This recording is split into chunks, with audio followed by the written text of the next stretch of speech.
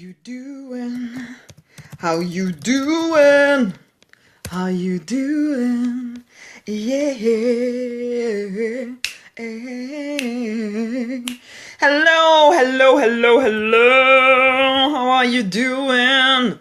Actually, I need to move you a little bit. I'm kind of hanging you on my computer. I want to open up my page. I'm talking today about being an anomaly. An anomaly, which, you know what, a lot of us are. We're kind of different from most of the people around us. Some of y'all might not actually have accepted that difference yet. There might be some of you thinking that, you need to be the same as everybody still. But I suppose I'm speaking to y'all, and helping you see that actually there is nothing wrong with you being a little bit different from everybody else around you.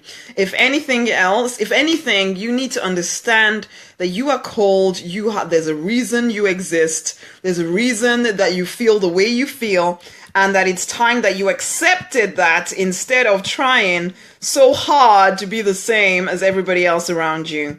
Honey, own the fact that you is pretty dang awesome. This is the Church of RNK. I forgot to say that. This is the Church of RNK. My name is Rosemary Nonny Knight, and I have the privilege of speaking to you practically every single day. And it is a privilege. It really is. The fact that I get to actually jump on these live streams and get to speak to people from who knows where you could be right now. Tell me where you are. I want to know. Where are you right now? Where are you on the planet? So tell me where you are. Say hello. Tell me where you are. Yeses, amens, absolutely acceptable, as well as telling me your name and joining in the conversation. Do you ever feel like an anomaly? Like you're kind of the odd one out? Everybody else kind of thinks a certain way, but you think they're slightly weird. Why do they think that way? And they probably think you're the weird one, actually. That has been my whole life. That has been my life. And I learned to love myself just the way I was. I learned that, I don't have to be the same as everybody around me. And that sometimes even goes for the church communities that I belong to. That goes for the family, where people are supposed to love you, and they do, they just don't always understand you.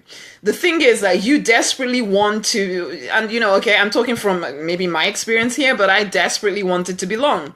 I desperately wanted to be one of everybody and to really understand where they're coming from and get them, but I couldn't. I tried very hard for very long, and in fact, while I was trying, if anything, I was just annoying people more. And definitely annoying myself. And it just kind of occurred to me this evening to speak about this a little bit with you guys. And yeah, it'd be great if you joined in the conversation. Do you ever feel a little bit like the odd one out? Like some of the dreams that you have are just too big and too unreasonable. Too unreasonable. Do people ever tell you that you're unreasonable? Do people ever tell you that you just need to kind of settle down and get on with being a norm, as I like to call it, basically, which... It's not. It's hello, Tiffany. How are you doing? Lovely to have you here with me. Hello. I love it when people speak to me. I must be really lonely. Oh my gosh. Anywho's, do you ever feel like the odd one out? Do you ever feel a little bit like, your dreams are too big for your station in life? Hello, Anas. Lovely to have you here as well. Hello. Okay, so for your station in life. I remember actually a client once saying that to me, that she felt a little bit like that it's how with her station in life that she's not supposed to expect to do certain things or to be or to be a coach even, because that's one of the things that she wanted to be. But what is it for you? What is it for you? Like for me, I was supposed to be the pharmacist for the rest of my life, okay? And yeah, I was groomed to be the pharmacist. Actually, I had choice. I could be a doctor, I could be a pharmacist, I could be a lawyer, I think, was one of my choices, as well as an accountant. But I chose to be I first of all started to be a pharmacist and then decided something else, basically. Yes, the ratio between my dream and station is overwhelming. I know, it can be like that, can't it? It can feel that way when everybody around you lives life a certain way, and you're expected to just kind of fall in line, to just do what everybody else does around you, to just kind of join the club and all of that stuff. And what if you don't want to be a member of the club? What if you don't want to be a member of the club? What if the club is just kind of boring? And And you have bigger ideas inside of you of what you want your life to be about. So that's definitely always been me, that I've always kind of wanted to do things somewhat differently. People always kind of thought that I would be the one that, well, my family thought that because I was very into reading books and study and all of that stuff. I was not into cooking or cleaning or any of that stuff that good African girls are supposed to do. I was not that good African girl. Right, Tiffany says, absolutely. I've never been the good African girl.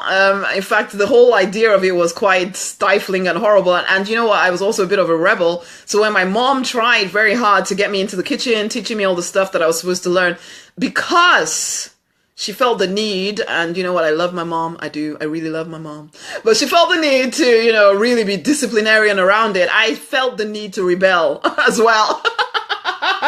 And so even the stuff that I kind of wanted to do, I didn't want to do because she was trying to make me do it.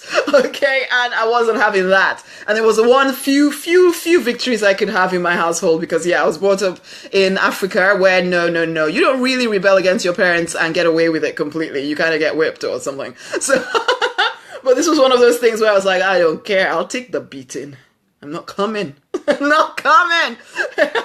And it was things like that. But then it kind of got bigger than that. It got bigger than that as I got older and started to choose my life. For one, I chose a different religion from the rest of my family. That caused a lot of ruckus and whatever. But I decided, you know what? I am the only one that is going to actually answer to God at the end. So I best check that I am happy with the pathway which I'm going on. I'm no longer a child. I need to make my own decisions. But that did cause a lot of stuff for my family. It was like, why do you need to do this? And that question is actually something I've asked myself many a time. Why can't I just be the same as everybody else? Why can't I just go along with the story or the rhetoric or whatever that everybody else is living to? Do you ever feel like that, Tiffany? I think you're feeling me, honey. Do you ever feel like that where sometimes you think to yourself, wouldn't it just be easier if I could just be the same as others? It's not that you ever really want to. It's just that sometimes the pain of being different, it's hard. It's hard when people who you want them to love you unconditionally. But it's hard for people, let's be honest. It's hard for people. It's hard for us. This is no judgment. There's no judgment being placed on anyone here. There's no judgment even being placed on any of your relatives or any of the people that were supposed to love you or anything like that. Or even on the people in my life. Convention. Oh, yes, Tiffany. I so want to break free of all conventions. That's for sure. And I definitely seek to do it in my life all the time. Well, not just for the sake of it. I do it because I feel called in a different direction from most people. And I imagine that's the case for most of y'all that are resonating with what I'm saying right here. It's not that, because it's like when I decided I was going to marry my husband as well, that was one of those things that I wasn't supposed to do. He's white, I'm black, and blah, blah, blah. So it wasn't supposed to work, and I wasn't supposed to do it. I was supposed to not. In fact, I promised my mom that I wouldn't do it, my poor mother. I promised her many a thing when I was really young and desperately wanting to leave the country, but I wasn't able to fulfill on those things because, again, it came to the understanding that this is my one life. This is my life. I'm the only one that has to answer for it. I imagine it's what left-handed people feel like. That's true. The world is fashioned for the right-handed. Absolutely, that is true.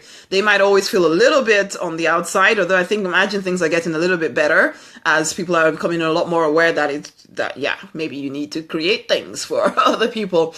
But when we talk about emotional being at the outside or being on the outside looking in, nobody's creating space for you in some ways. You have to design your own space. You have to plow your own path. You have to clear your own road, because the stuff that you dream about doing is stuff that other people around you haven't done. And they're hard for most of them. Okay, some people actually don't really like you, but for most of the people in your life, they do love you and they're trying to keep you safe. They're trying to keep you within the tribe. The tribe is supposed to be safe. But for us, the tribe is stifling. It tries so hard to regiment our every movement. And we're just not that person. We cannot be that person. We try it though for... My alarm went off and kicked me off. We try very hard for a long time to fit in, to be the same, We try, but it never even the trying doesn't work. At least for me, it never worked. Even when I was trying, I never seemed to do what they wanted me to do in the way that they wanted me to do it. And I couldn't understand some of the traditions and some of the stuff. This is when I'm talking about my family. I couldn't understand some of the traditions and the things that they wanted me to do. And I know that for a lot of people, they just kind of go along with it. Rosemary, why can't you just go along with it? You don't have to understand. You just need to do it and keep the peace. But I couldn't do that. It was just like, no. I need to understand why I'm doing this. This tradition may have come about because somebody about 100 years ago who didn't have the facilities that we have right now made a decision about something. And then it's now become some of these traditions that's passed down and nobody's questioning and we're just going along with it. No, I don't want to do that anymore. And so that was always the thing with me. It was just like, no, I don't want to play this game. But then it's also, it's extended into church. Every single time, whatever church I belong to, in the end, I somehow manage to annoy people because I finally think to myself, you know what, I don't actually, well, it's not that I don't love you all, and it's not even that they don't love me. It's that I see things differently, and I try very hard to go along with things for a while, but after a while, it's a bit like, but I don't think that's the truth. I'm sorry, I just don't. It feels as if you're telling me about freedom, but you're not allowing me to live in freedom though.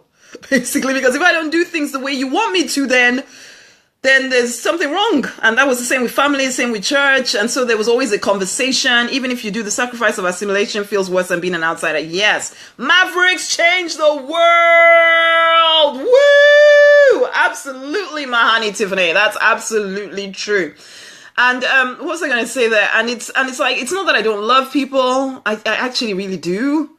And it's not that I don't even want to try so hard to be out of place. I remember actually a relative of mine saying to me, Rosemary, why do you always have to be different? And I saw it as an insult at that point. But now actually I see it as you know what? Just own who you are, Rosemary. Own who you are. And I suppose I'd say that to you guys as well. Own who you are. Stop fighting yourself. Stop fighting yourself. Stop thinking that you're unlovable because you're not the same as everybody around you. Stop thinking your dreams are so big that that you're not allowed to have them. Recognize, yes, if you truly, truly want your dream, you are going to have to pave the way for it. It isn't just going to just happen. So yeah, it's going to demand that from you. And sometimes Mavericks, sometimes, there are times when you don't really want to actually pave your own way. You're kind of hoping that somebody else will give you a platform. I was that person for a very long time. And that was one of the reasons why I would stifle myself, because I wanted desperately for somebody to affirm and confirm me and tell me that I was now ready. Oh, don't worry, I will give you a platform. I will help you, set you all up. I'll do all of that stuff. And then I wouldn't have to do it myself. But you have to do it yourself. Yes. Yes. Wow. Yes. You have to do it yourself. Because nobody completely gets you. They will love you when you're there. And they will still love you on the journey for most of the people in your life, okay? They'll love you on the journey as well. But they won't understand why you're doing it. And in fact, they'll think that you're making your life unnecessarily difficult. And why? In fact, it was something I said to my husband a few days ago. It's the first time I'd ever said that, and it's the truth. You know how there's a saying that goes, if it ain't broke, don't fix it. For us, if it ain't broke, we still fix it. because it's not quite right for us. So even though it isn't broke, we still need to fix it. So yes, we are crazy and slightly odd in that way. And that is why expecting everybody to understand and get you, it's not going to happen. What if you just stop fighting who you are? Stop trying to be like everybody around you. Stop seeing it as a bad thing that you're not. And just own the fact that, you know what? Okay, I get it. I dream bigger. I want more. I see things differently. It's fine. It's not broke, but it doesn't work for us. Absolutely. So for us, we got to fix it, man. As Tiffany says here.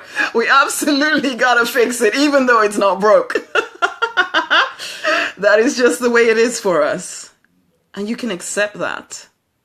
You can choose to accept that. Yeah, it is hard for people that live with us. I know my husband, he is the most understanding dude on the planet, really, because he just gets, he doesn't get it completely, but he gets me. And if you are blessed enough to have someone like that in your life, then great. But even if you don't, even if I didn't, and for a long time I didn't, although for a long time I was fighting myself and trying to fit into circumstances that really didn't fit me. It is beautiful. He is an awesome dude, basically. But he has had to put, because I mean, especially when it comes to church activities and things like that, he's had to put up with all kinds of different stuff because I suddenly decide I'm going to do things this way, and everybody thinks that it shouldn't be that way, and so they generally tell him about it. Basically, because I generally kind of get to, well, at this point, I suppose in my life, I've got to the point where it's, no, I'm not going to defend who I am any longer. I choose no longer to do that. I choose no longer to do that. It's almost like we beat what is that saying? Something about the beat of a different drum, basically. We dance to the beat of a different drum. I definitely do, and I don't want to fight it any longer, because it's like, for me, I know I am particularly close to Papa, I call it God, higher power, whatever you wish to call it. I am particularly close to him, and I keep fighting the things that I'm asked to do because they just seem so unlike what I should be doing. And I'm done with that. Because I know that I'm called and born for more. I know you are as well, man. You are called and born for more. But the fear of what people will think of you, of being an anomaly, of being a maverick, that will keep you, the fear will keep you small if you let it win. The fear isn't going anywhere, okay? But you can dance with it. You can move past it. You can look it in the eye and say, you know what? I'm not going to let you stop me any longer. I am done with playing the small game. I have a purpose. I have a calling. I have a reason to be here, and I am so going to live it out. And so therefore you keep moving forward. You keep moving forward. You refuse to stop. It doesn't matter who is with you or against you or any of that stuff. All that matters is that you choose to live the call on your life. For some of y'all, okay, and a lot of you actually, you part of your being an anomaly is the fact that you need or want or desire an online business. You desire it to be highly profitable, highly. And when I say highly, I mean highly. But nobody else has done it around you. And so you get scared of that. You pull back because of that. Because it feels too much of an anomaly. And I'm saying to you, stop. You are called in a particular direction. Just play full out. Play full out. Play full out, because the life on this side of the mountain is so much more exciting than your boring, trying to fit in, kind of fighting yourself kind of life. You are born for more. You've always known it. It's the kind of thing that you don't want to say out loud, because you say it, it's like that Joseph story, telling his mom and his brothers about the fact that they're all going to bow down to him. And they're like, what do you even mean? How dare you be so insulting? And so you don't say what you really feel. Yes, play full out, Tiffanys says. Play full out. Play full out. Play full out. So you don't say what you really mean because you're worried that people is going to hate you. They're going to say, oh, look at you. You're too big for your boots. How dare you think that you are this or that or the other, and blah, blah, blah, blah. And you listen to that nonsense. And so you start to reduce your message. You stop being consistent, or you never were consistent in the first place. You just kind of try and, okay, you know what? I will let you, I will defend my position to you. I will come and have those conversations with you. I will, just so that we all keep the peace and this and that and the other. And it's like, no, no, no. Stop fighting who you are. You are an anomaly. Own it. You're a maverick, an independent thinker. And it takes bravery to be who you are and to be it with all power. And even I am growing in bravery. I wouldn't even say I'm completely there. And yeah, that could scare some people. I'll be in to see you around, Tiffany. That's fine. That could scare some people where they realize that I'm not even fully at full pelt being honest about who I am.